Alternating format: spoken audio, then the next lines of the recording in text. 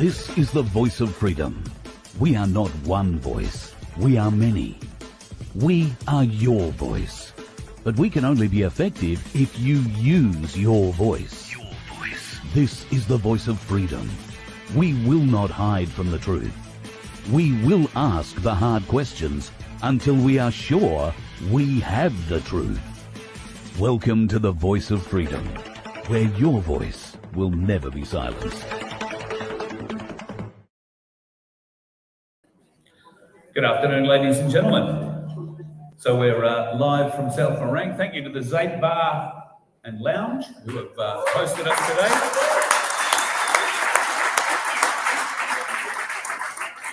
Just want to check that the folks online can hear us. If everything's going out there okay, can you hear us, folks? Just a thumbs up or a nod or whatever. As you can see, I have the Mayor of the People's Council of Frankston sitting beside me.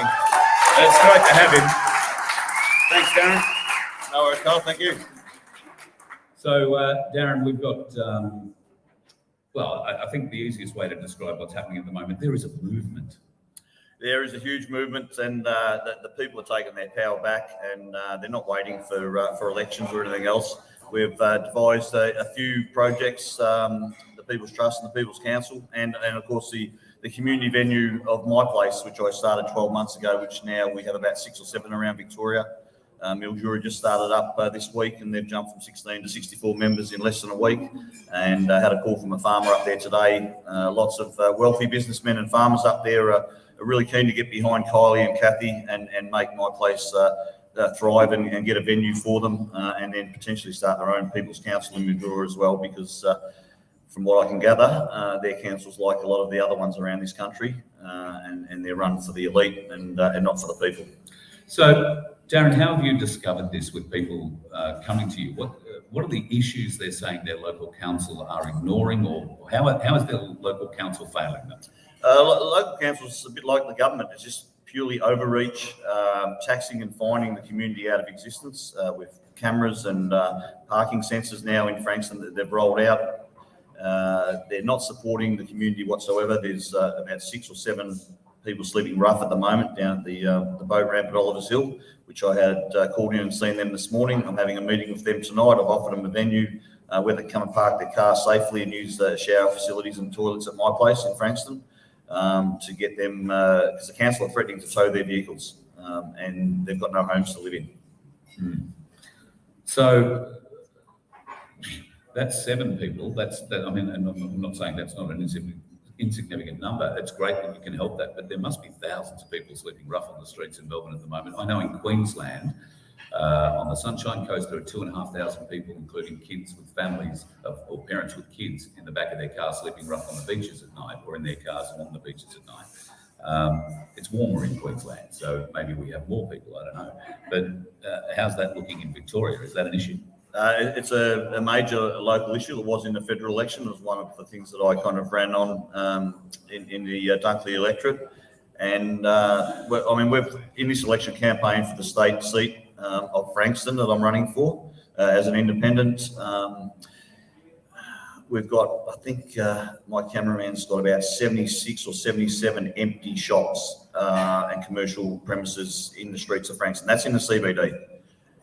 So they're all sitting there, vacant, dilapidated buildings that could quite easily be utilised if we had a little bit of money where we could do a deal with the landlord where he didn't have to pay any rates, and we get a cheap rent for a couple of years to try and get a facility where they can get off the streets and get some food and comfort and have a wash and feel human. So this is a problem you've identified that I've seen all around the country. There are so many vacant shops. I'm thinking of Ipswich at the moment. I'm thinking of parts of the Sunshine Coast. I'm thinking of parts of Brisbane and the Gold Coast, especially in very high traffic areas. The problem, I believe, particularly in the Gold Coast and Sunshine Coast, is that the owners of these buildings live internationally and they don't care if there's nobody in them. Yeah, well, that's probably correct. I don't know that for a fact, but it's all, in my opinion, it's all by design.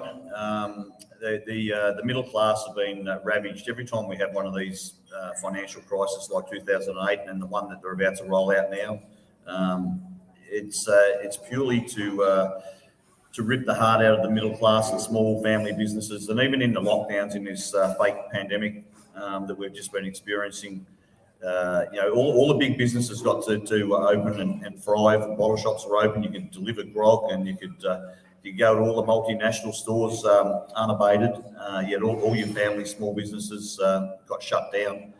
So they're on their knees. They're crying for help, and we know that there's going to be a massive amount of bankruptcies coming up in the next 3 months between now and Christmas. And I can guarantee you it won't be the big business that'll be going broke. It'll be the mums and dads and the family businesses, which is all by design. And once those premises are empty, the people that are hanging on and still own those premises in your local towns will have no choice but who's going to come in and buy those cheap assets, the cheap shares and the cheap commercial properties, the big multinational developers. And this has been going on for decades. It's in your face now, and people are starting to see it. And we're exposing all this stuff across our area, but not and across the country. So people are really starting to take notice of what's going on and recognise it for what it is. You've got not just initiatives to help house people, but tomorrow we were meant to be going to Shepparton, folks. And hello, Francis, if you're watching, I'm terribly sorry. We're not going to be going to Shepparton tomorrow. The problem being that we may not be able to get out of Shepparton, given the water situation at the moment. So we will make that up to the folks in Shepparton, have no fear. At the moment, though, you're working on a number of different plans to help not just people who are homeless, but to feed people, to clothe people, and to build the community. Now, I know that My Place is about building a community. We'd like to get a My Place going somewhere around here, whether it be at Whittlesea or Wallen or here. A My Place, you and I were talking earlier, is a way to begin this community process. It has to start. I was talking to some folks outside earlier. I said, how do we help grow this movement? It starts with your neighbour. It starts with your across the road neighbour. It starts with the person around the street you haven't spoken to for 20 years and making friends. It doesn't matter whether they're jabbed or not jabbed. Obviously, you don't want to get too close if they're jabbed. But we have to have a handout to these sort of people to help them, because when the big pill drops, they're going to come to us, or they're going to be too embarrassed to come to us, too humiliated to come to us. And they're going to need the support of the community. And this is the community that Darren and others are trying to build at the moment. And you were talking about the mechanism of building it earlier. I was telling you about how Singleton had gone out, organised their mayor, had their votes and all that sort of thing. And the first question out of your mouth was, do they have a My Place? So My Place really is a key to all this, isn't it? Yeah, well, it is, because My Place is a starting point as far as I'm concerned, and having a venue is critical so that you can meet anytime, 24/7, and you've got to have somewhere where people can come and feel safe, and you've got to grow the community under that umbrella first. And what we find, obviously, I'm part of a political movement also, but I find that the political engagement is very low. The common law engagement, their groups don't grow. But the minute you step away from isolating yourself or pigeonholing yourself into a specific area and just make it fully about community from all walks of life, that's when we get massive numbers and an influx of people. So we create platforms. We have researchers. If they want to come out of the house, we've got a team of researchers. We've got people that are on a council action group that all they have to do is go to the local council meeting and sit there for an hour and a half and be bored shitless. But there's a role for everybody. If you create those roles, people will come along and say, well, I'm a nurse, I want to be part of the health group, or I'm into the food and gardening, I want to be part of the permaculture group. So if you have all of these groups and you will match, and we're finding that we're blending so many different people that are poles apart normally in their mentality and the way they go about life, that we have spiritual people that are becoming more practical, and we have practical people that are becoming more spiritual. And we are blending, everyone is seeing what the other people are bringing to the table, and they're taking bits and pieces out of everyone. They have a deeper understanding of who they are, rather than they're just a group over there doing this and there's another group over there doing that. So once you're all in the same room, and this fake pandemic has probably brought us all together, we would never have met each other if it wasn't for this. And we find that the groups that are so different in so many ways, on one issue, we are like blood brothers and sisters, and we are learning to get along and understand each other on a level that's never happened before. And that's why the community of my place is so important. You find all the people you need then to go off and start these other projects like the councils. You'll have professional people that'll come in. I mean, there's all walks of life that are awake and anti-authority and smell the bullshit. And we have a raft of really highly professional, educated people, and people that are spiritual and healers as well. And we're all blending and as cohesive as any community that I've ever been involved with. And that includes a football club or a cricket club where you get more fights and bitching than you do with a group like this that come from all over the place. So it is the key, and then you can start to strategize and roll out other programs within that community. So tomorrow, because we can't go to Shepparton, we're now coming to one of your initiatives. So do you want to explain to us how that's come about, that thing's been set up? Yeah, well, that's once again, a lot of the people that joined my place last October when I opened, they were all, well, not all, but a lot of them are healthy kind of alternative people and spiritual people. There were a lot of market goers. Now, obviously, they weren't allowed to have their normal market stall because they weren't vaccinated. They didn't have a vac certificate. So probably March this year, the council were having their annual street art festival, where the laneways that are all painted at the back of my building were open to the public. And I thought this is a perfect opportunity to open up the roller door and set up our own market and a market on my land. There'll be hundreds of people walking past Saturday and Sunday. So we went back to back with our first markets. And then we've created and built that now. I think we've got 50 odd stalls tomorrow from 10 o'clock till 3 p.m. at 457 Nepean Highway in Frankston. And we're getting people coming from far and wide to come and see the market, and it's growing the vibe. Everyone, even all the market stall holders, say they get treated at this market better than any market they ever go to. The feeling, the vibe, and the love and the help. I mean, we got a crew of people that are there helping everyone get their stuff unloaded so we can move the vehicles through.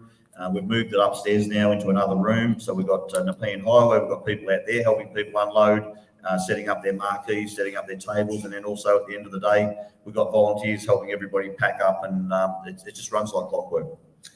You've also told me that you've gone off to a local apple farmer and said, gee, what a wonderful orchard you have. How much do Coles pay you for it? Tell us that story. Yeah, well, there is one in Upper Pakenham, and my place Lilydale, or my place Yarra Valley, probably ahead of us as far as sourcing food.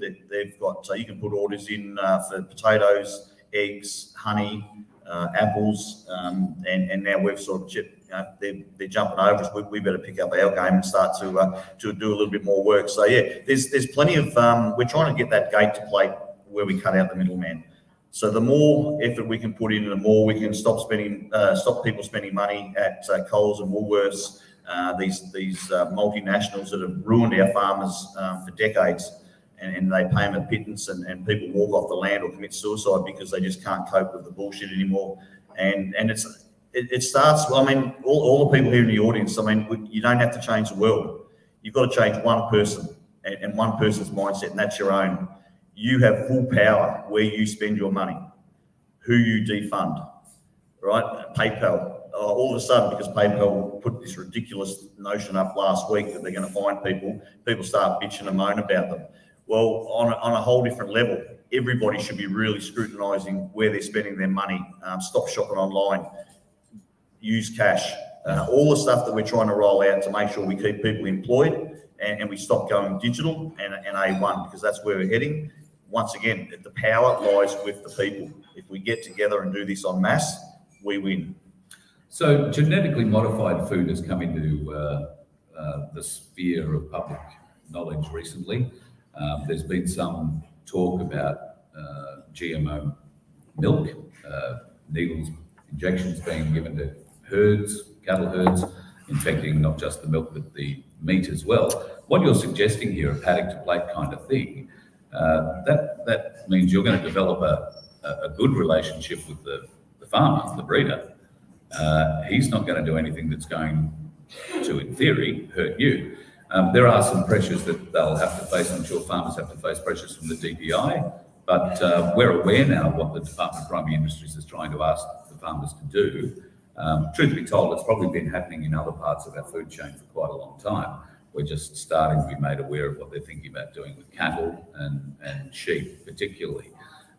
So building a network like you suggest with clean farmers, if you like, farmers who aren't going to be towing the Coles or Woolworths line, because at the end of the day, you're offering prices that are better than Coles and Woolworths are paying anyway, aren't you? Probably on par, yeah. But we know what they're like. They've been doing it for a long time. The smaller greengrocers and butchers outside the big supermarkets, they come out, they take notes, and they go back inside and they undercut them. And people think, oh, it's no cheaper out here. I might as well just get everything at Coles and Woolworths. So once again, it's a bit of self-discipline by us, and be willing to spend a little bit more in those areas and a little bit less on wasteful things that we buy that we don't need, that sit in the wardrobe for forever and end up getting thrown out. So we've got to retrain ourselves as a starting point and lead by example. So the gate to plate thing is a massive thing that we need to find farmers and work out a way of co-op or an Osmart, something where we can say, we're going to buy your whole year's produce and we'll distribute it to take it away from the big boys. Does that mean that we need to find the next Lindsay Fox? No, not necessarily. We need to find maybe 1,000 other people that local co-ops. We don't want to centralise things, and we need to decentralise the power. And we need thousands of people doing this on a community level in your own backyard.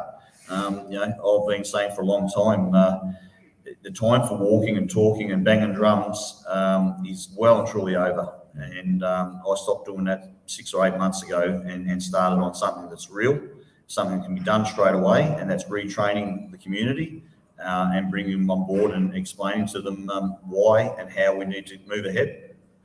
So the next step for you is what? Well, obviously you're running for the state seat of Frankston as an independent with some A1 support. Clearly, you would like to get that gig because from inside you can make greater change. Disagree. Good man. I totally disagree. I don't believe there is a political way out of this. We've been trying for 50 years since the old Don Chip and Keep the Bastards Honest campaign. Yeah. Pauline Hanson. Anyone that goes in there and won't conform or be bought out or bribed, they get rid of. Len Harris and Rod Cullerton potentially. And the ones that are still in there, I guarantee you, it might look like they're fighting for you, but they're not. Yeah. All right. And any political party, you've got this so-called Freedom Party in Victoria that are running. Once again, I had an argument with them last week. They're running a candidate in every single seat, diluting the vote. Pauline Hanson, UAP, all running a candidate in every single seat to dilute the vote, where you've got a real patriotic independent running. And they dilute the vote to a point where Liberal Labor might get 28%, but one of them's going to get in. So if you are a registered party, you are unconstitutional and you are unlawful. It's that simple. So anyone votes for, I don't care whether it's GAP or One Nation, they're all unconstitutional. And the quicker we get our heads around that and leave this matrix and leave the corrupt system that's there, the better off we'll all be. Do you know how many seats UAP are challenging in Victoria? No, I don't. So I'm not sure that they've rolled out the unfettered bankroll and are putting somebody in every seat, but they will be putting them in key ones. You can be guaranteed about that. We've got Craig Cole, who will have up shortly for a bit of a chat to tell us more about how A1 are going to be facing the coming election campaign. Darren, from an outsider's perspective, this campaign, even though I was a born and bred Victorian, I haven't lived in the state for 30 odd years, or on and off maybe for 30 odd years. But even from an outsider's perspective, this state is in real trouble. But all we hear outside the state is that Dan Andrews is going to get re-elected again. Is that a real possibility, folks? No? Yes? I mean, be honest. Is it a possibility?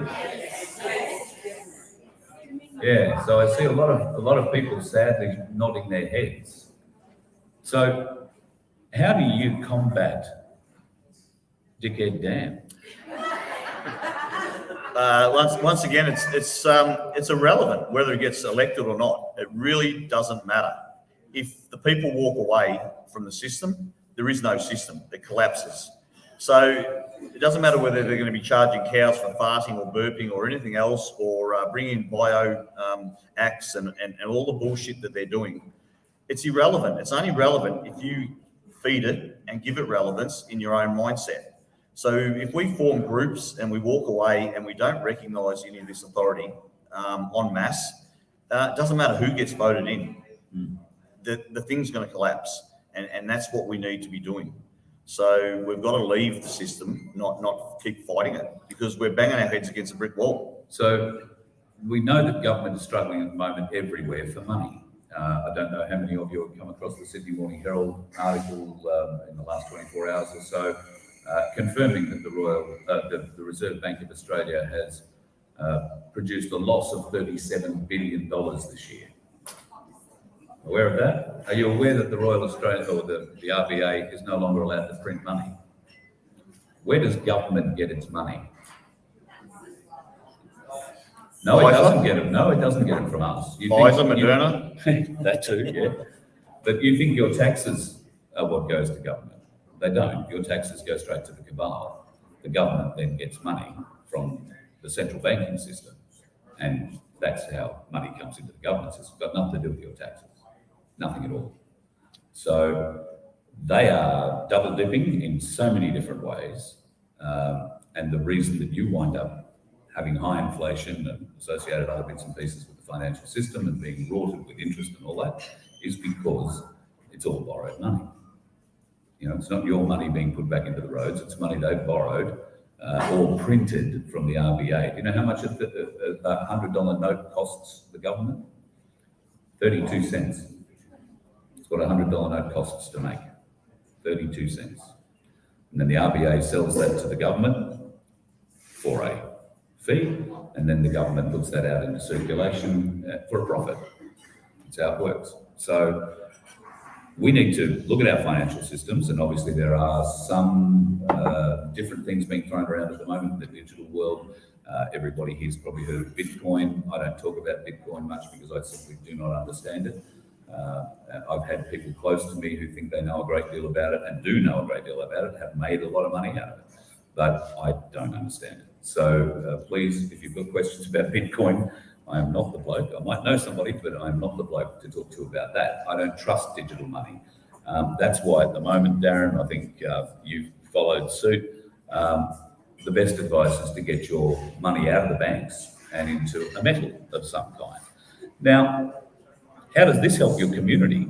Does this bring the wealth into the community again, do you feel? Like instead of the wealth being kept in a bank somewhere and people having to go to a machine or beg the person behind the teller to get the money out, is there going to be, because let's face it, if you've, I'm probably over-speaking here, I don't know, if you're lucky enough to have 50 bars of silver, 50 kilos of silver, let's call it, and the price of silver goes from $40 an ounce to $40,000 an ounce, you're going to have a lot of silver.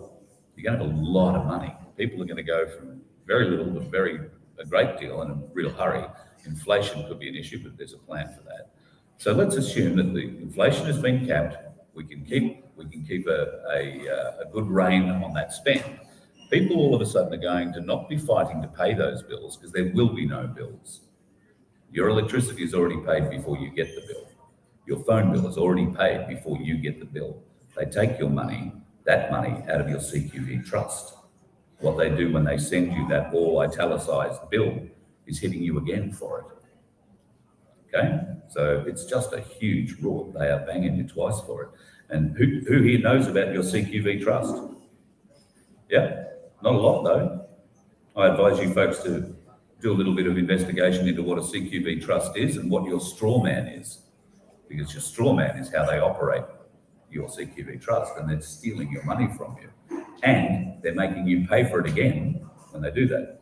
The judiciary are very good at this sort of thing. So that's something to be aware of. I think, Darren, when people have got a few more bucks in their pocket, building the community, building the infrastructure, sharing the love is going to be a bit easier. Do you think? Yeah, definitely. I think we're very close to the golden age, and getting rid of the corporations and defunding them is the plan that we're working on at the moment, helping people challenge their rates and all those corporate invoices that they send out that are unlawful.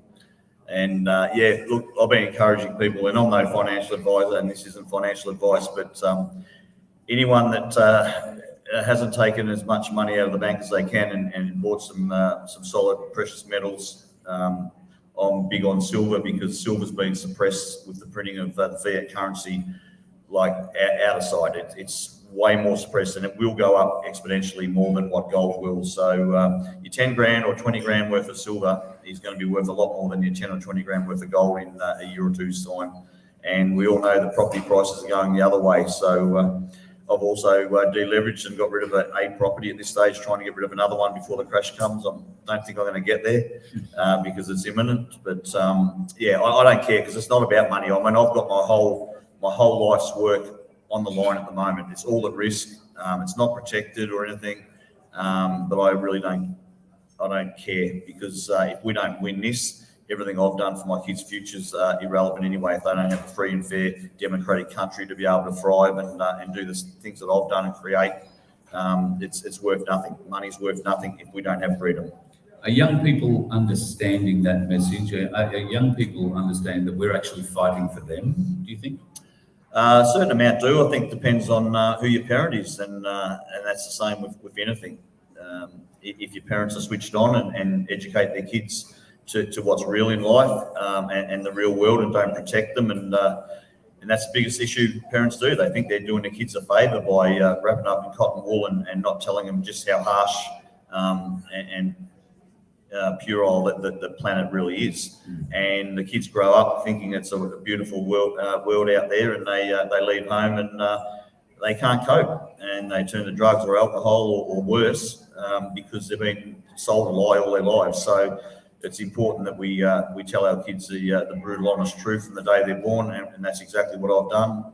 I'm fortunate enough that I have 4 beautiful grown-up children that are safe and listen to me and can see it, and can see it really, really large. And none of their friends in their groups have anywhere near the same work ethic or knowledge about the world and what's going on than my kids do. So I suppose with my place, you get families coming along quite a lot. Is there a thought of an education process for the little kids?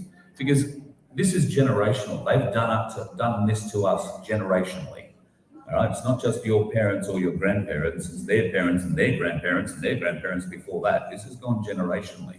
We have to start with them young, like the bastards are doing in our schools, right? Trying to teach them that, you can be any sex you like. They're getting them young. We have to do that. Yeah, we're already doing that, and we've got a large homeschooling group that's part of one of our committees. And there's so many different levels. We're having an open day towards the end of the year to help transition parents that aren't sure how to go about leaving the system, and they all think it's too hard. So we're trying to create a pathway for them and give them the information. So we're going to have an open day with multiple different rooms because there's all kinds of different homeschooling and unschooling, and I couldn't even list them all, to be honest. But it is important, and not only that, but we've got people in our community now that are having children at home and not registering the births. We've got 2 couples now that have been married and haven't registered their marriage. So once again, it's not fighting them. It's just removing ourselves from the system and not taking part in it. It's that simple. It really is.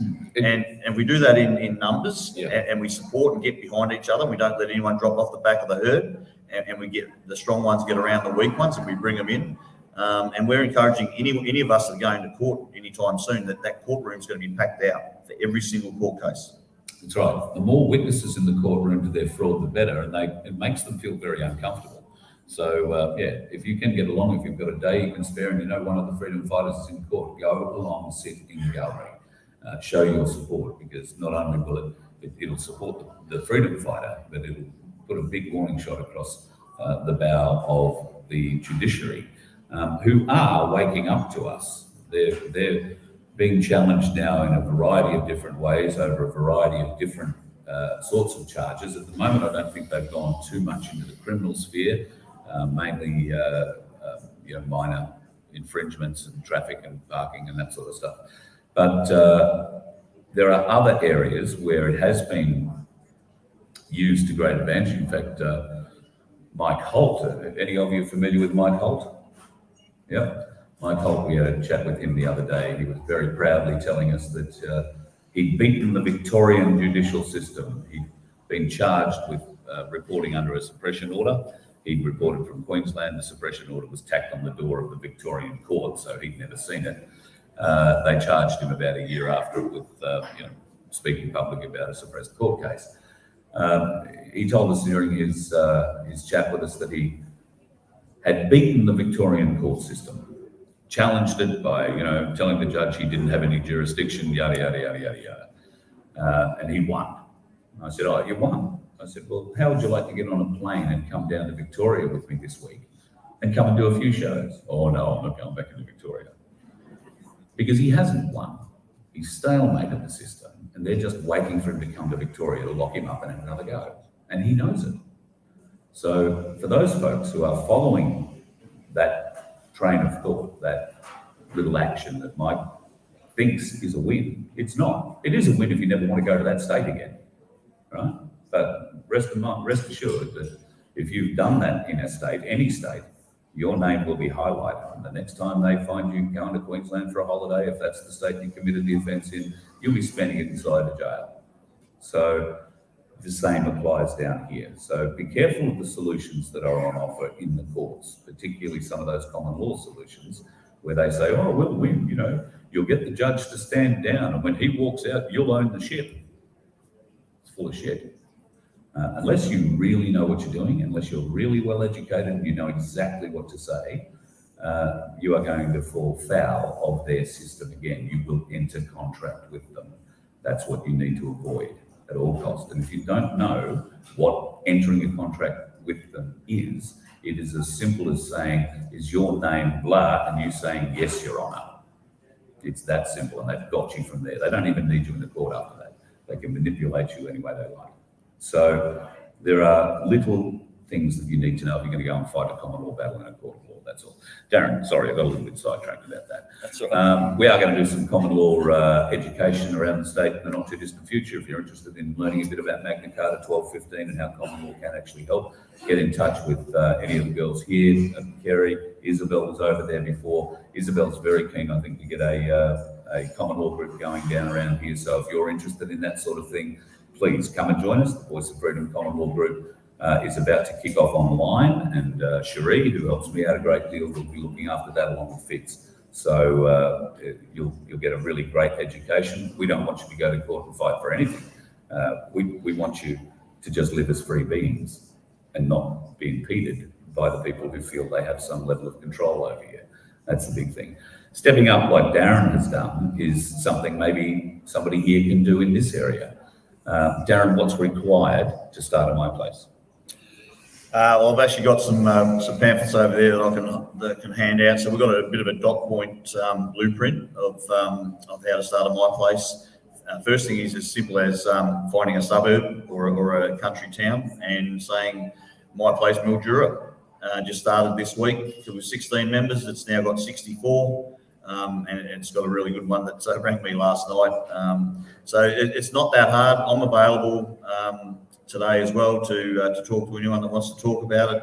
But just on the court stuff as well, that we're at a stage now with the trust that I've actually received an extortion letter from the Sheriff's Office, which is what I've been waiting for.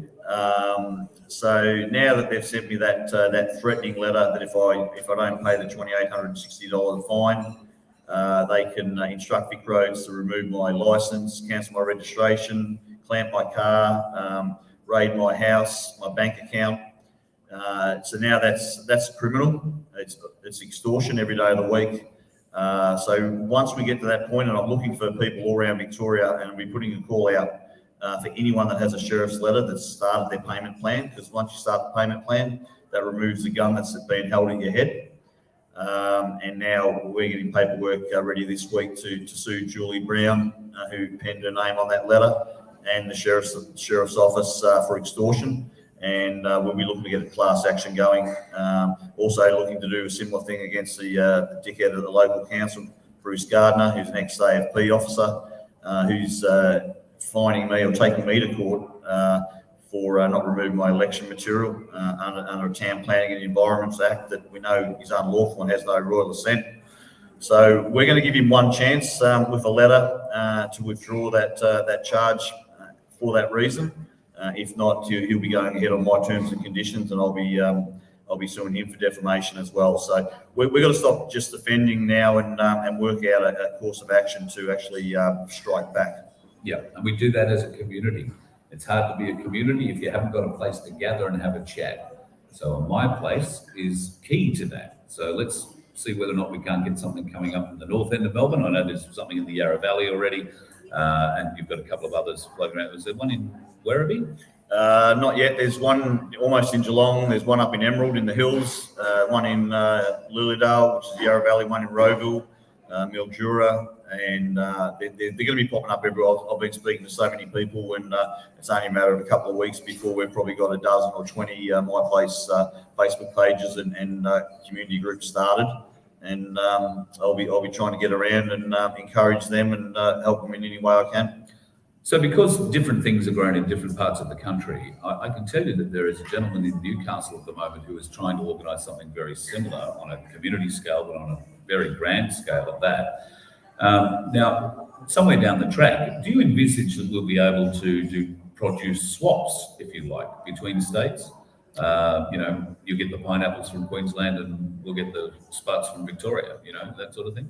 Oh, well, eventually, if there is no massive takedown that everybody's been waiting for too long, and that doesn't happen, then that's why I've taken this course of action, because this, in my opinion, is the answer. If there's no bigger thing happening behind the scenes, which I'm still confident that there is, but if not, we can't believe that there is. We've got to act as if there isn't, and we've got to grow these things and create co-ops. And we need a constitutional law association similar to AMPS that Professor Christopher Neal set up against APRA, Australian Medical Professional Society.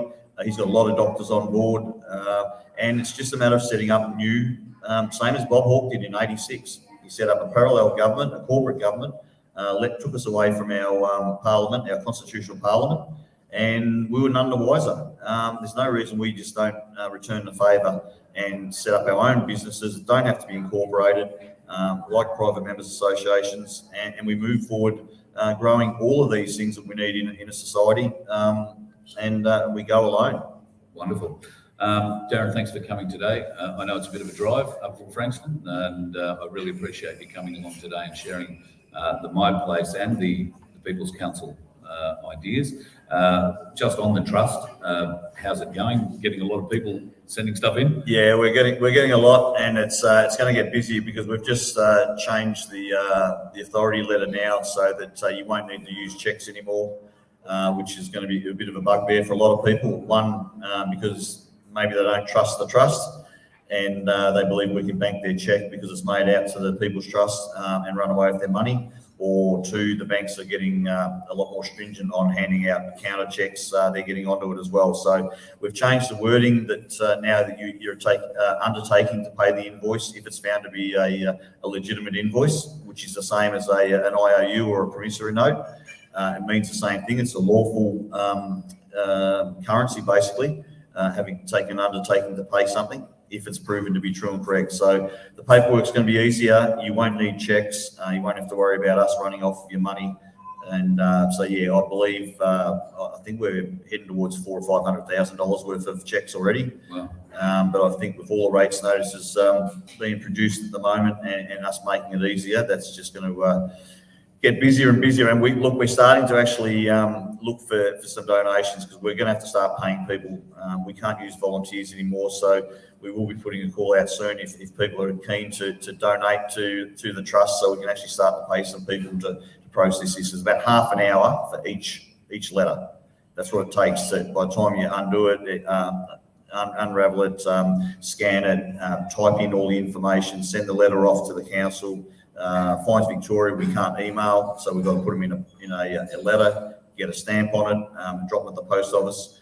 So it's quite an onerous task, and that's why we did originally put the $10 fee on it, but that was when it was all going to be kind of volunteers doing it. Now we're going to have to start paying people, otherwise we're not going to keep up. It's getting that busy. So we will be putting a call out at some stage out there to get people to support us. All right, cool. Well, let us know and we'll see what we can do to help when that time comes. Yep. Shane, Sam? No worries. Thank you very much, Carl, and thank you all. Cheers. DArren Bergwerf, ladies and gentlemen, wonderful man. And you'll be seeing a bit of him over the next week or so because, well, for about the next week or so, I think I'm going to be staying with him. We'll be down at my place. You'll get to see exactly what my place looks like down there and what you might need or what you might like to put in a shed near your place and make it a my place for your town. A really great initiative. I'll take this opportunity to invite Craig Cole up. Craig is Victoria's, well, I'm going to say A1 leader. And Craig is running in the Victorian state election, and we'll learn all about what A1's plans are, I hope, for Victoria in the coming future. Craig, thanks for coming, mate. Absolute pleasure. Yeah, Thank you cool. very much. Good to see you. You might have to eat that microphone. Yeah, I'll sit a bit closer, mate. And thanks very much, ladies and gentlemen, for coming down today. God bless you. And just if I can briefly, everyone give DArren Bergwerf another clap, ladies and gentlemen. Yes.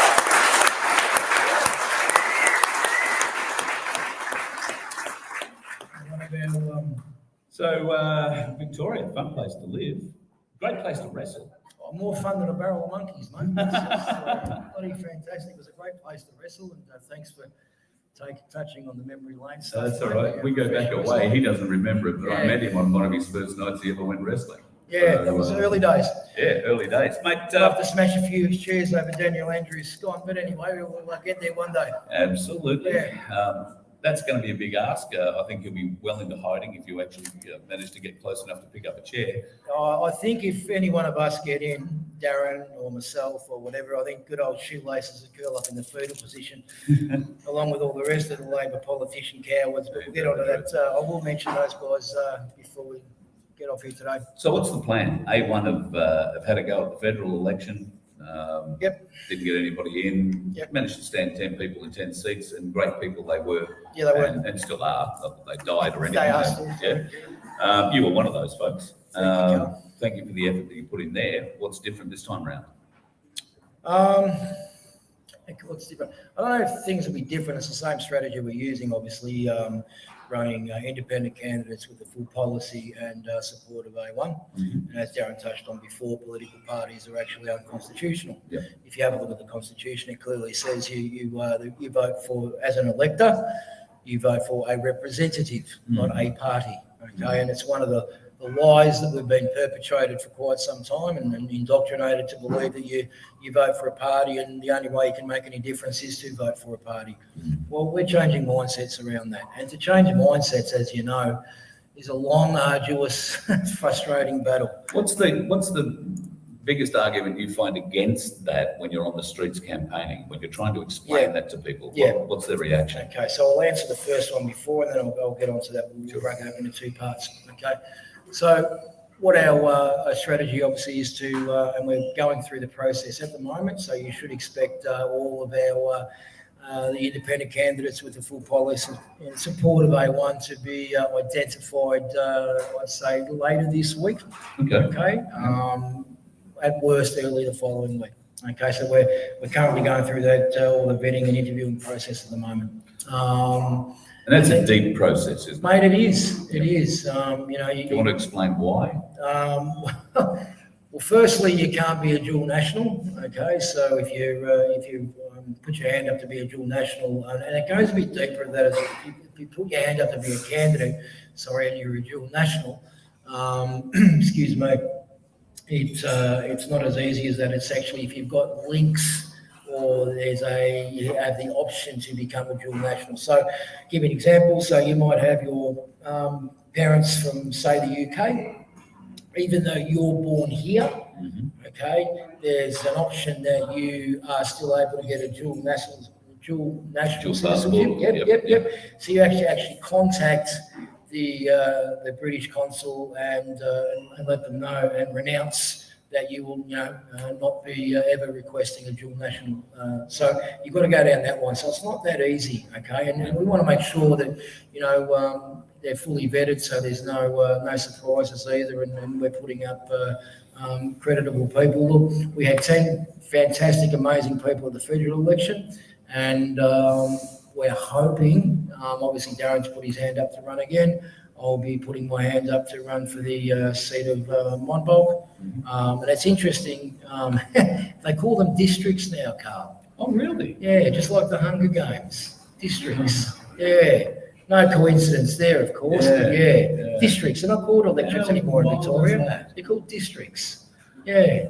Yeah, well, Dan's been known to make a few changes. Yeah, we're going to make a few changes to Dan as well too. Yeah. Another back brace? Well, and the rest of his little Labor minions, because, I'll go back to, so I think I've answered, what we're doing in terms of strategy, but one of the strategies going forward is we have to remind people, and every scumbag Labor politician that wants to kiss babies and get out in the street now, we're just going to remind people that every single, it wasn't only Daniel Andrews, but every single Labor politician told you that you weren't allowed to go and visit your loved one in a nursing home. You weren't allowed to keep your job unless you got an experimental vaccination put in your system. You weren't allowed to go more than 5 Ks from home. You weren't allowed to go to the shops unless you put a face nappy on. You weren't allowed to send your kid to school unless, and so on and so on and so on. Those same old Labor politicians, along with insects like Fiona Patton, isn't she an insect, ladies and gentlemen? Yep, and Andy Medic as well too. We've got clowns like that said they were quite happy to sit back and say, well, that's okay. And we're quite happy for the people of Victoria to have their businesses go broke. The suicide rates went through the roof. Mental health issues went through the roof. Those same people that were happy to sit back and do that now want your vote. You're kidding, give me a break. And we have to remind people of that. They don't deserve to operate a toy battery car, let alone sitting in Parliament governing us at all. Yep, here. Is it a surprise to you that you've got to remind people of this fact? It is.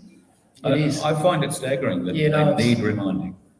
It is, Carl. It's, and you're seeing it now, the floods at the moment, the magical floods before the election down here and good old Andrews has come out and promised a $2,000 cash payment to all the flood victims now. Once again, buying votes. Yep. You've got both sides. It doesn't matter, as you know, at Liberal Labor, it's 2 wings of the same bird.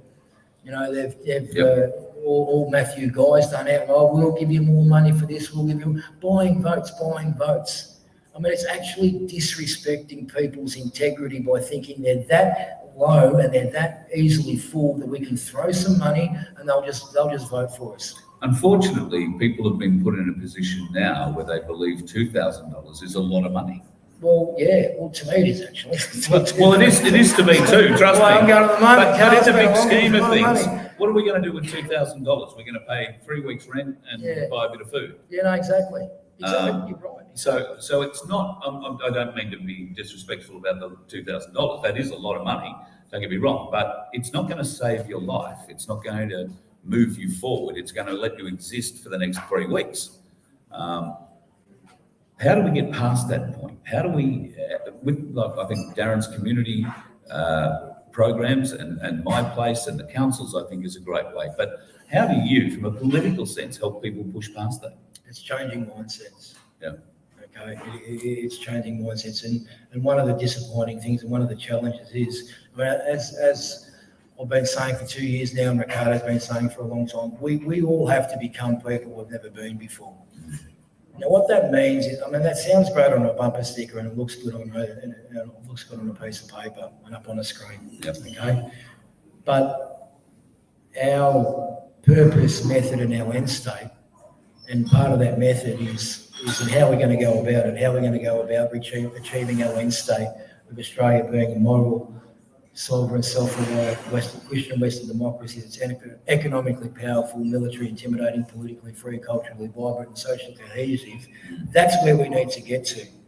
Now, I'm giving you the long answer here, okay? So bear with me, please. All right. Now, as we know, what we want to do is, and what Darren's doing is the start of it. We're the pioneers here. Make no mistake whatsoever. We are the pioneers. Yep. And I say this in my presentations. They're going to sing songs about us in 200 years' time. You know why? Because they have to. There's two options here.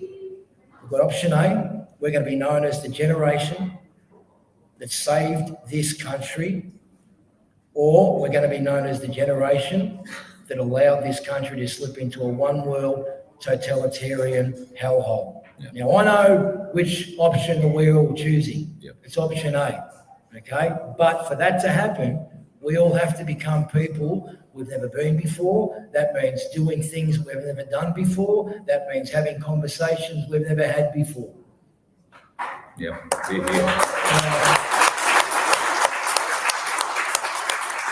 Part of that, a big part of that is what Darren's doing. We don't want to go back to how it was pre-COVID, because it wasn't that freaking good in the first place. Yeah, exactly. You know, since 1974, we've watched our manufacturing. We don't have a manufacturing industry anymore, Carl. And we used to arguably have, you turn my mic down, the foghorn voices again.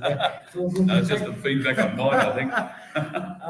We used to have the greatest car manufacturing in the world, arguably. Yeah. We don't even have one now. No. And that's all one that doesn't matter who it is, Liberal or Labor, and we all know the strategy behind it and why. Okay, but we want to go back to better than what we had before. Yep. Decentralize everything. Communities looking after communities. You know, when I grew up, you had the a lot of you people will remember this. You had the Clydesdale horse that used to deliver the milk. Yeah. You know, and you used to Or leave the him. Clydesdale that used to tow the shit cart Yeah, behind you. Yeah. Used to leave your milk bottles at the front, letterbox Yeah. with the money. The milk used to be there in the morning with the thing on top. Cream in the top of the Yeah, exactly. We want to go back to those days where community was look after community. Yeah. So no matter who's in governance, and we will be the government of choice one day, make no mistake about that, Australia one. Make no mistake, okay? But it's about giving back your sovereign power as your sovereign being and sitting in your sovereignty. Okay, you know, the kingdom of God lies within all of us. We know that. Okay, now that's about becoming the best version of yourself that you can be, and then emanating out and looking after everyone as a collective. People like Darren, God bless him, okay, pioneer. We'll make a statue of your Daz in 200 years' time, and we'll promise we'll put it where the pigeons don't crap either, mate.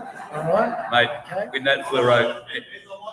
But yeah, well, yeah, you know, you might be. Very true. Okay, but getting back to your point, this is, so in terms of where we want to get to is we can self-govern. Yeah, sure, you need someone to steer the ship, 100%, but it's about empowering Australians to reach their highest individual potential. Do you think of not just Australians, but humanity at mainly a gross level, a big level, are scared of having that sort of freedom? You've never had it before. Never had it before. No. It's funny, human nature, where that fear is created of the unknown, even if it's a good thing. Now, we like to sit in our comfort zones. We like to be comfortable.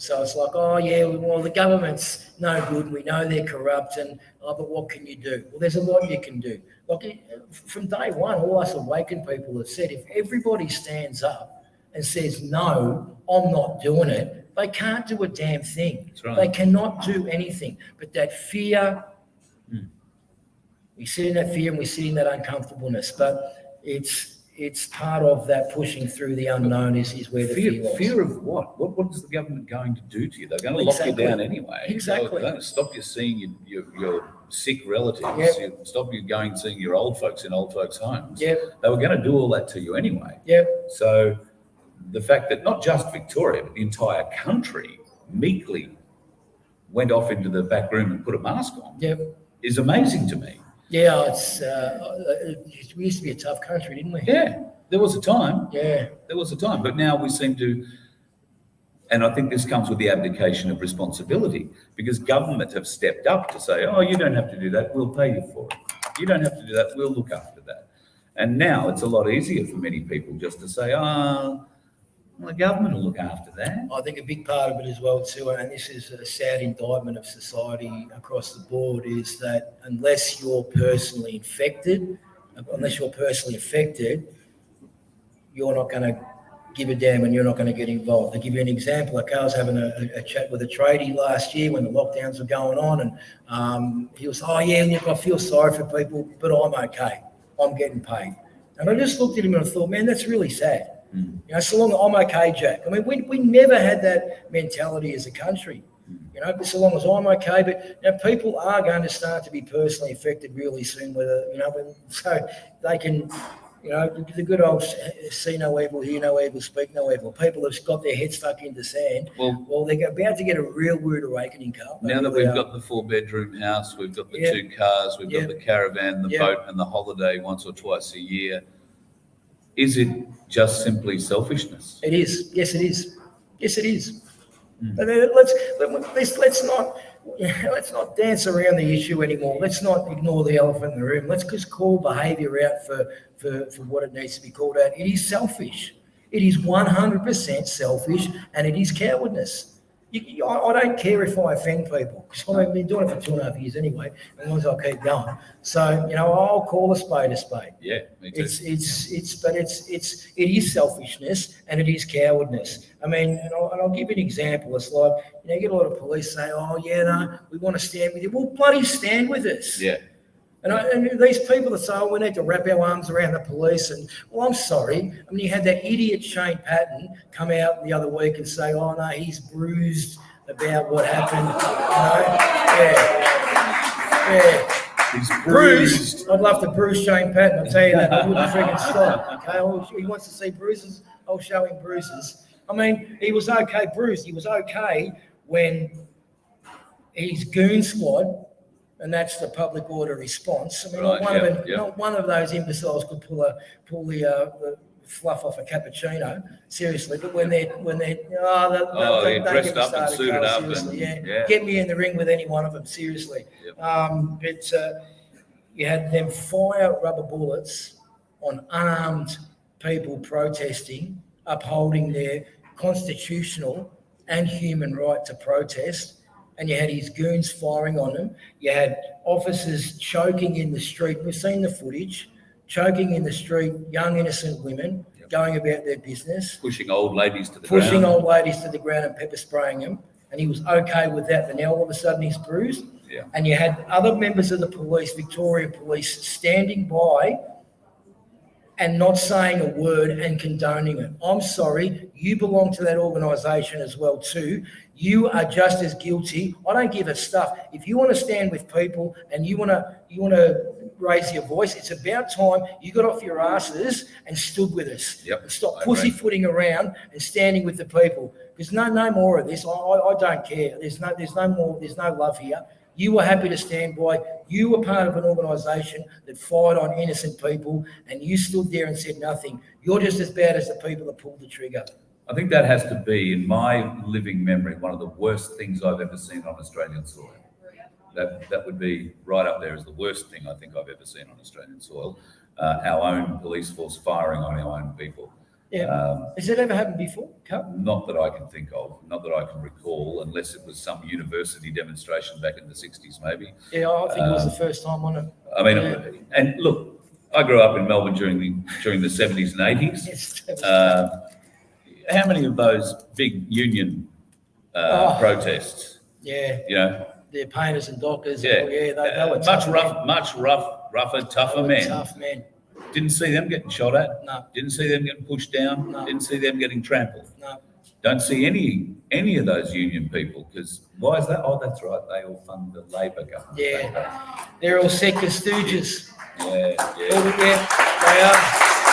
There's a reason not to join your union, folks. I know there is a great reason to have unions, but I'm yet to see how they the work. union members have been infiltrated, as we know, and John Secker's Daniel Andrews' bitch. We all know this, okay?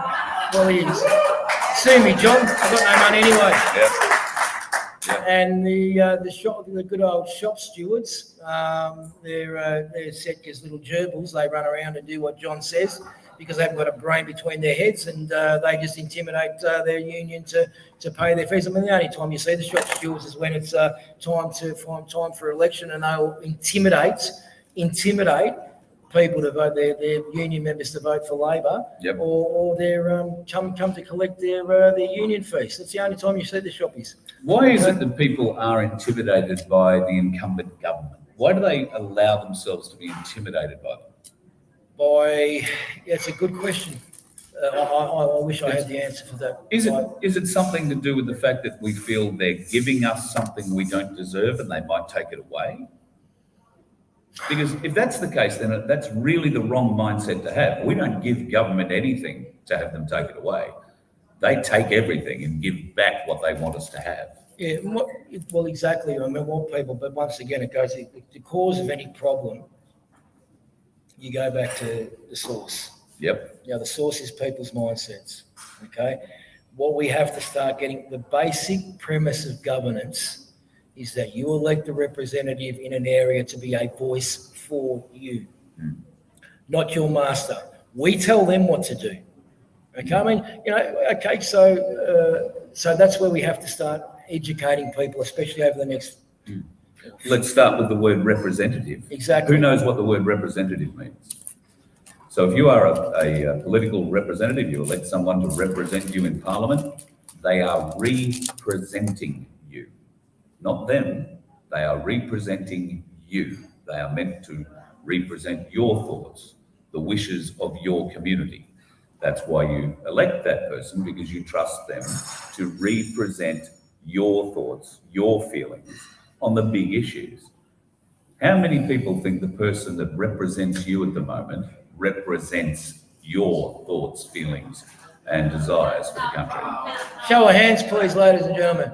Not a one. Carl. What a surprise. Not a one. Yeah. Why do we keep electing the same people back into government? Thank you. Thank you. You don't. That's right. Now, if I may, Carl, now that's part of what we've got to do go forward. Okay, now you have to ask people that question over the next 6 weeks. Do you want to keep voting for these idiots? Do you want to keep voting for these people? Now, sorry, I'll get back to, when you ask me a question, Carl, we tend to go around the line. Mate, conversations go around the world for me. It's all good. Well, yeah. One of the obstacles we have in terms of getting people away from the two-party preferred system is this, okay? And it's, once again, it's the indoctrination that the incumbent governments ram down people's throats, and they'll get them thinking, well, the minor parties can't do anything. The minor parties will just clog up the country.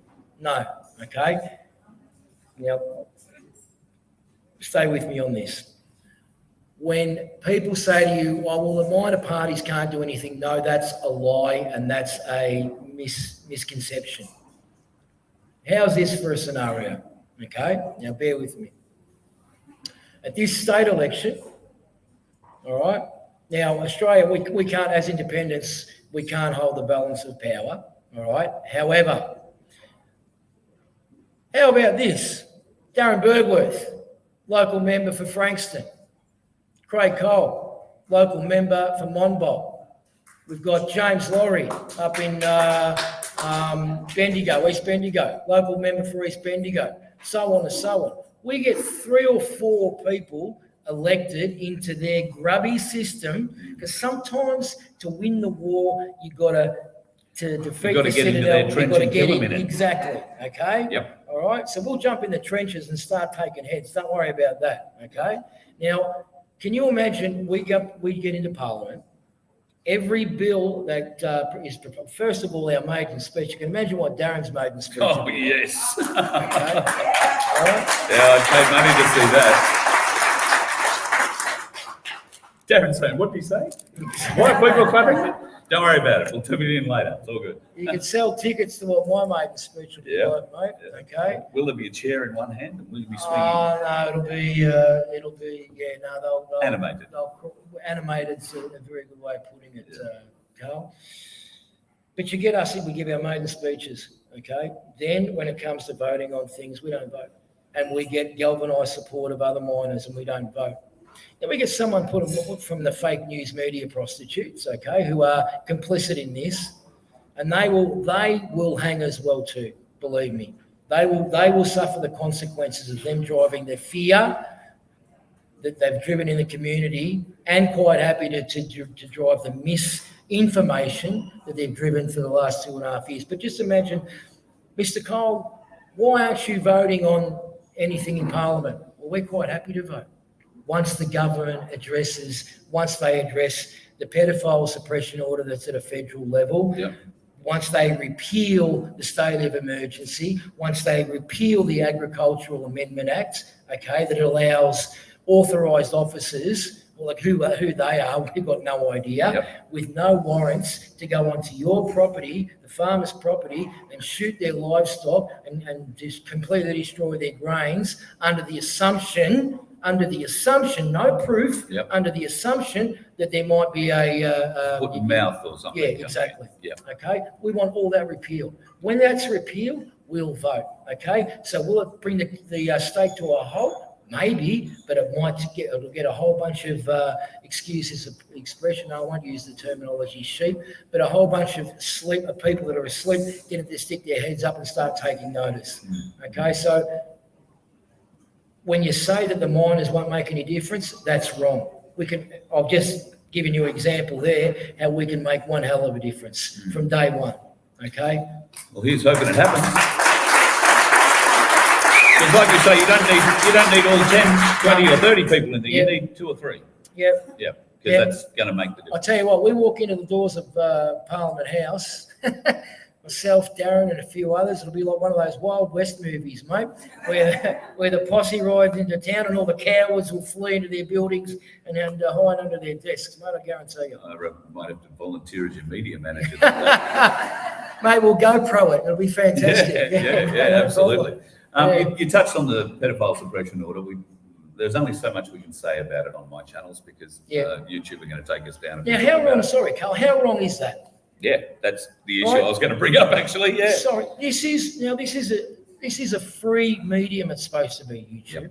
Yeah. Well, as long as you think along their lines of what free is. It's not a conspiracy. It's a fact. We do have a pedophile suppression order in this country, and more than one. Okay. Now, the fact that if you openly speak about it on this platform, that you are likely to get shut down is absolutely beyond the disgrace. Great. Thanks. We should be shut down after that. You'll have to find me on Project Matilda. If you can't find me on any other channel, that's where you'll find me, folks. Yeah, but we won't speak about it because, we can't. And that is absolutely wrong. I mean, we can turn this off, this thing here, we can turn that off right now and we can have this conversation here. But you all know about it. What we need to do is figure out how we get the media to start talking about it. And that leads me to probably my final set of questions for you. The media is the biggest issue that we are facing both in our day-to-day battle of what we hope, dream, and wish comes to fruition. But for you, you're fighting it on a different level completely, in that you will get no promotion, you will get not even bad publicity out of them, because I know any publicity is good publicity. So how do you as a candidate, how does DArren as a candidate, how do you get yourselves heard when you're going to have well-funded opposition, Labor, Liberal, LNP and One Nation coming at you?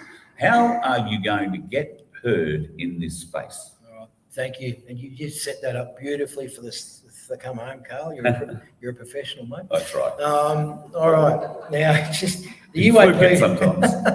Well, the UAP aren't a registered party anymore. They deregistered themselves, so I don't think they're running any candidates in the state election. They were never going to run in the state election anyway. Yep. So, but you've got others like the Freedom Party who just want to. We're going to, being grandiose and running candidates in every electorate. It's just wrong because you're diluting the vote. But anyway.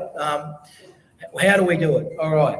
The good old-fashioned way, mate. The good old-fashioned foot slog way. Yep. Go from door to door to door, knock on businesses, introduce ourselves, let us know who we are. Shake babies, kiss hands. Well, not shake babies. Can't be doing that. But Just getting out in the streets, going around to businesses, knocking on people's front doors, introducing ourselves, letting them know who we are, having our army of supporters go around and campaign, a letterbox drop and do the same thing as well too.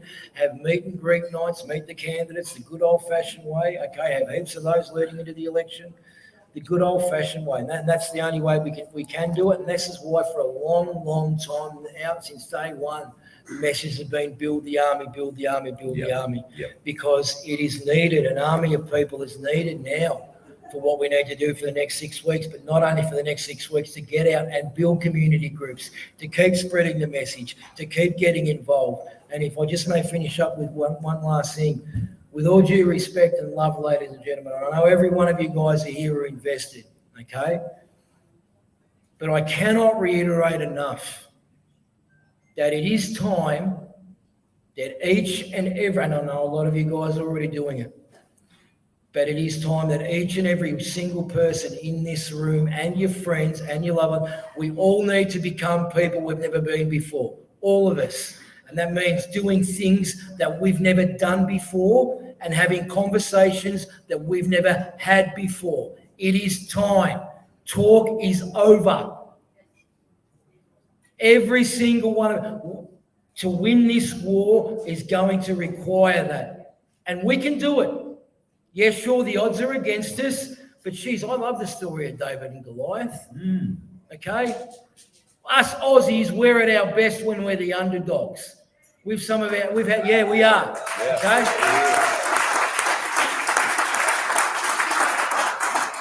And we're known around the world for it. Yep, our greatest achievements on the battlefield and on the sporting field have come when we're the underdogs. We're the underdogs now, and we're going to prevail. But it can't be left to a handful of people. Everyone's got a role to play. Everyone's got a skill set, and everyone's got a role to play. And your country needs you. Yeah.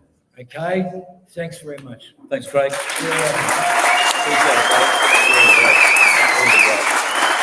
Craig Cole, ladies and gentlemen. And we're going to wish them all the best. I know they're going to run into a few problems.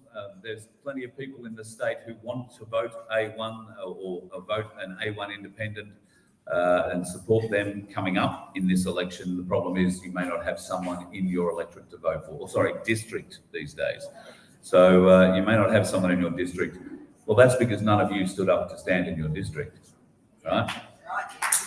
That's the issue.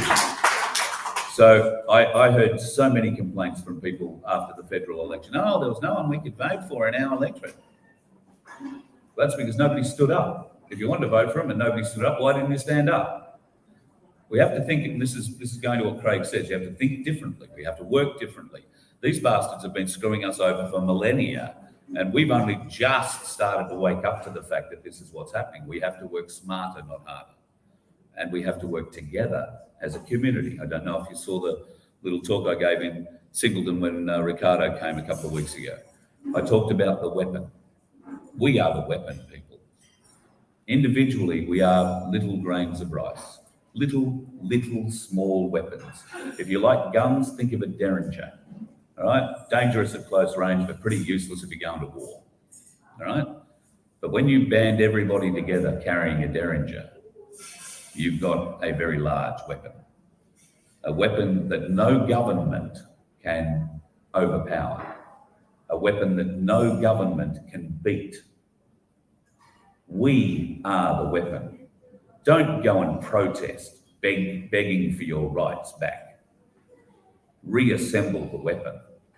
Don't go on a march. Reassemble, because we have been disassembled. The people's rights have been disassembled. We need to reassemble them, and the only way we can reassemble them is by reassembling ourselves, bringing ourselves together as a community, individually, small communities. Those smaller communities reach out, start playing table tennis, winds up into a football match or a tennis club or a golf club or a cricket club, and all of a sudden we have communities playing against each other. We're all having barbecues after the game. We're all discussing plans, thoughts, and ideas on what works for our future. And we're not going to ask government to deliver it, because we need to stand up and be responsible for ourselves. We need to stand up and take responsibility for the decisions that have to be taken.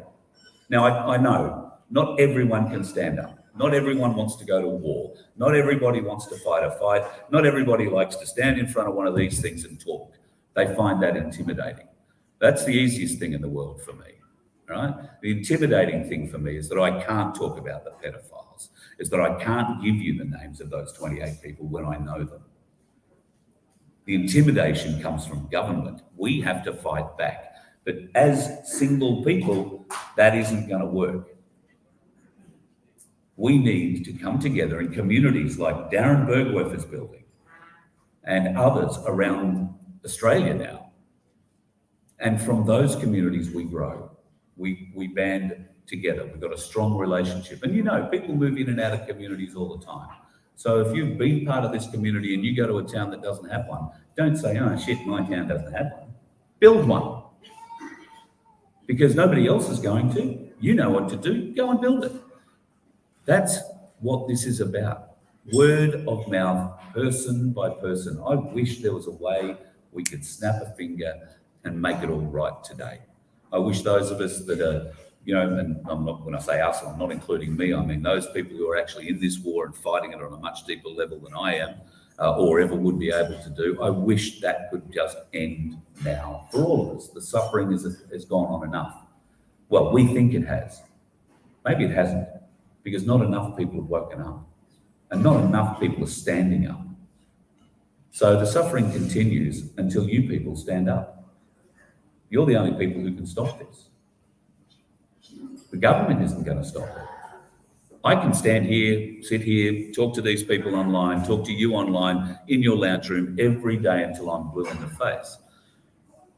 But I'm just going to get in the car and go to the next event and try and get those people to stand up. When I leave here today, you people are the ones who have to do something, all right? The next thing I have to do is get to DArren Bergwerf's place and have a beer and figure out what we're going to talk about in the next show, all right? But be guaranteed it'll be talking about you and getting you to try and stand up. I don't know how to motivate you.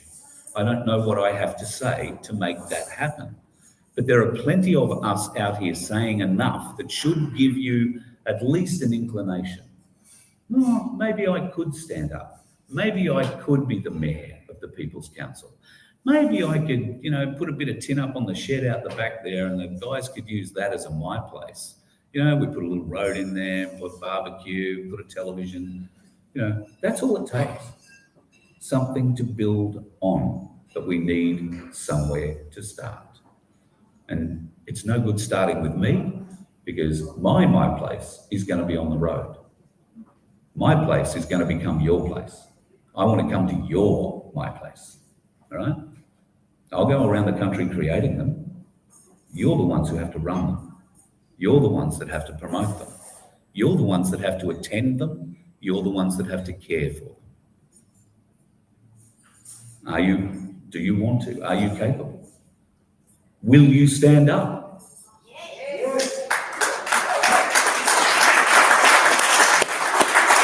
I hope so. Please stand up. Because if you don't stand up, we're all stuffed. I mean, DArren stands up. Craig stands up. I'm standing up. The Cossack is standing up. Guru's standing up. We're all waving at you. Where the fuck are you? Stand up. Stand up. Here is your opportunity. Okay, today I'm here. Ask as many questions as you like. The man with the plan to set up at my place is sitting over there. He's wearing a bright orange fluoro shirt. You cannot miss him.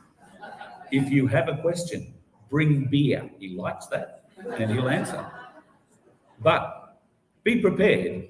When we talk to you, we're not just, I mean, I love shaking your hand. I love having a great conversation with you. But I want you to stand up. All right? I'll come and meet you any day. We can have a chat. We can go and have a beer. We can have tea and toast. I don't care. But stand up. Do something. Don't just say, oh, I'll come and see you next time, Carl. Great. Come and see me next time. That's great. But stand up. I want to come and see you. I want to come and see what you've created.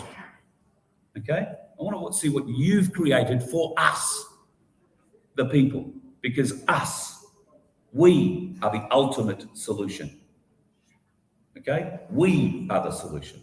The government isn't going to help us. Your next door neighbour isn't going to help you unless he stands up. And then I hope he's going to encourage you to stand up. Will you be the next door neighbour that encourages the next one to stand up? That's how this movement grows. Door by bloody door, because that's how they did it to us. Door by bloody door.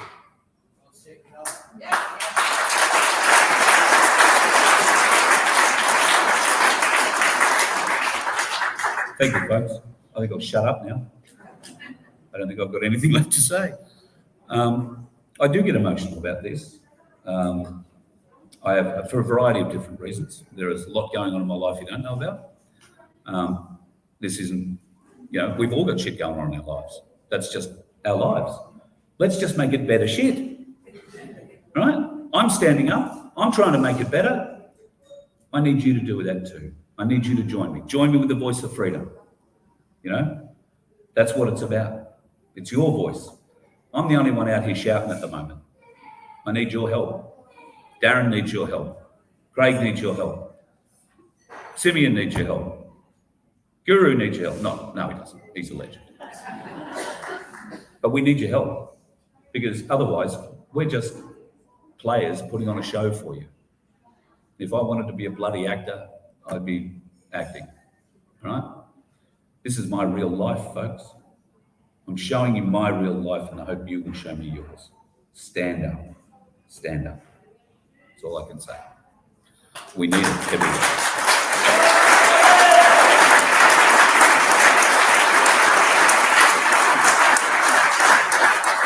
Thank you once again, folks, for coming today. South Morang, thank you to the folks here at the Zait Bar and Lounge. Absolutely wonderful.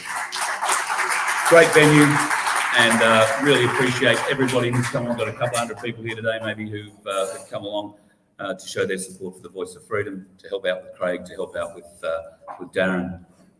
Thank you, folks. Thank you. I see great potential in this room. Let somebody here stand up. Who's going to be the first? That's what I like to see. That's what I like to see. Arms.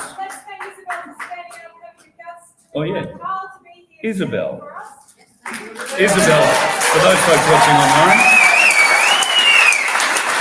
Isabel is the lady who invited us here today and set all this up. So it's very easy. If you want us to come to your town, all you got to do is email Cherie.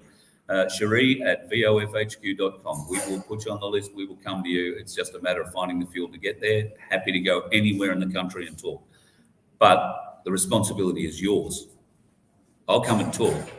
I want to see you stand up. I want to come to your place. I want to bring my place to your place. That's what we're going to do. So, with a bit of luck, we can have that. Craig, you want to? Yeah, sorry. Thanks, mate. I forgot to mention a couple of things before. Sure. Thanks very much for, can we give Tony, from the owner of the venue, a big clap?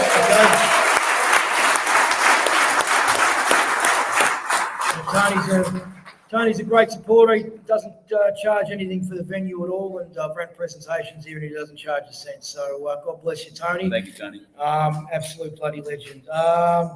Obviously the staff as well too, and the McEwen A1 supporters team as well for putting this on, Isabel. Yep. Well done, guys. And to that team, thank you. Particularly to that team, thank you for the donation that you gave me. I've now doubled my silver intake, folks. Yeah, I was going to mention that as well too, guys. There's a bucket for donations. I mean, Carl's driven down from, where have you driven from, Carl? Brisbane, we started at. Yeah, wow. We'll go to Tasmania before we're finished and get back up through Queensland, New South Wales before we get back up far north Queensland. That's amazing. So it does cost a bit of money, obviously, the price of juice at the moment. Yeah, there is a bucket over there. You can make some donations for Carl for his efforts in coming down and giving his time and investing, because we talk about sacrifice. To achieve any goal requires hard work and sacrifice, but let's change that term sacrifice into an investment. We're investing in our future. We're investing in our freedom. Yes. Okay.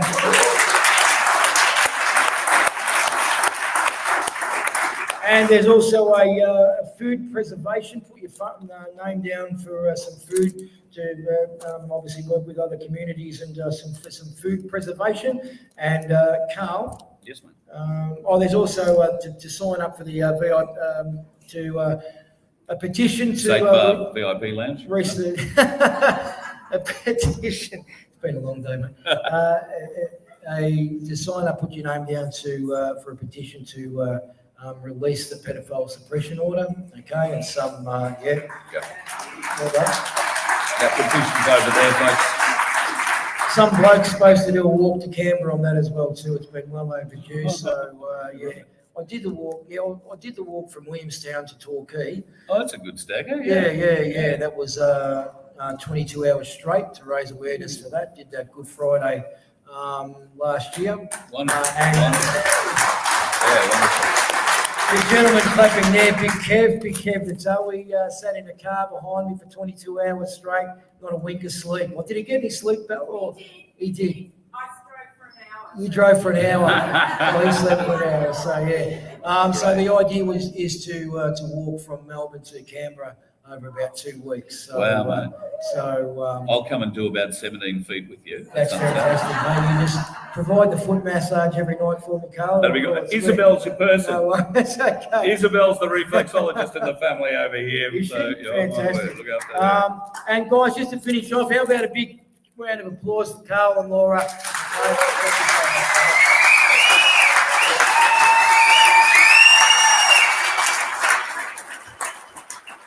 Wow. You want to come on too? Oh, look at Bergwerf's back. He's had 2 beers. There you go. Oh, you'll have to sit down, otherwise the people won't see you. Yeah, all good. Just a quick one, guys. We've had a new My Place start today, so thanks, Tina, for starting My Place Doncaster. Yes!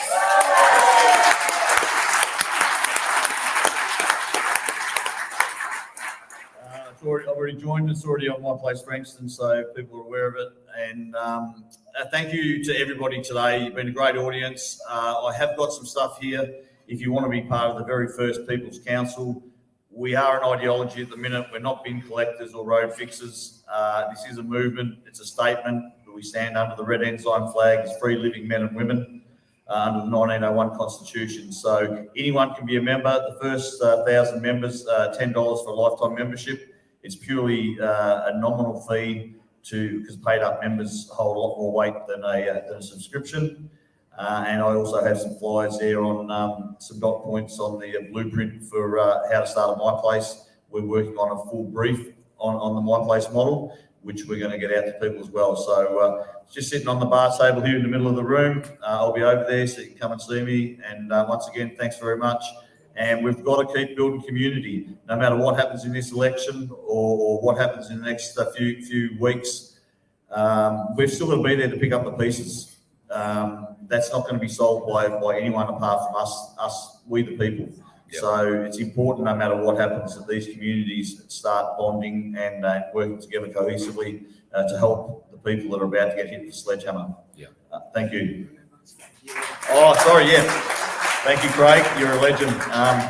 One other project I've been working on for the last few weeks also is the significance of the Shrine of Remembrance. Oh, yeah. You're a legend, mate. It slipped my mind.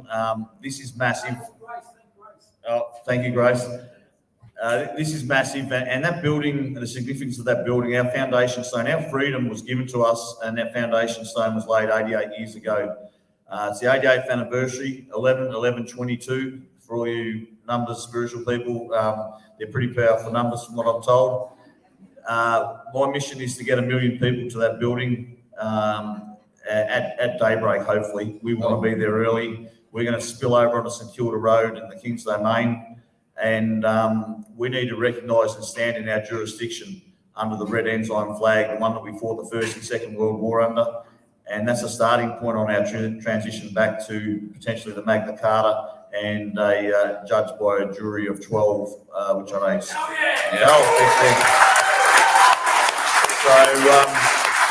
I've got some Kiwi originals, elders that are pushing hard for all the Kiwis in Melbourne and Sydney to get to this event to reignite that Anzac spirit. And I believe if we get 1 million people on that day, and as we get closer, we might be able to march down to Spring Street and say, we're here to take our fucking state and our country back. So this day, once again, is going to go down in this country's history as one of the most significant, and it will be remembered forever. So be a part of it and make sure you get everyone along. It's on a Friday. So we all get to have a long weekend and make sure we get there. It's only 4 weeks away, and that's going to send a statement like no other. Thank you. Thanks, mate. Just remember, folks, that's a 1 million person weapon. Okay? That's a 1 million person weapon. That's the kind of weapon we need to make change in this country. So look forward to seeing you in Melbourne on the 11th of the 11th. Madam, you've got a question?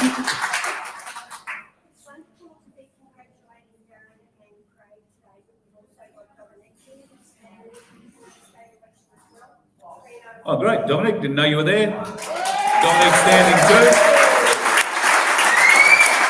Wonderful. Standing as an independent in what district? Oakley. There you go. Got someone in Oakley. A1 supported independent in Oakley. Congratulations. Thank you for having us on. Didn't know you were here. You should have come up and seen me beforehand. We'd have had you on too. Bit late now. Sorry. Life at the universe and everything must go on, folks, and that means that I've got to get out of here before it gets too wet, and you should go home and make sure your house hasn't floated away. There is a bit of that going on in Victoria at the moment, so with a little bit of luck, that won't have happened to anybody around here, but we are very close to the Plenty River, and it is on the rise as well. Thank you, folks, for joining us online today. It's unusual for us to do a show at 2 o'clock in the afternoon, and there will be another one in a few hours. We're going to talk with Will Keats from the UK. That is going to be a conversation about Magna Carta 1215 you don't want to miss. If you think Fitz is good, you wait till you meet this bloke. That's all going to come up about 7 o'clock tonight, depending on how long it takes me to get to Bergwerf's place and how much he plies me with alcohol on the way there.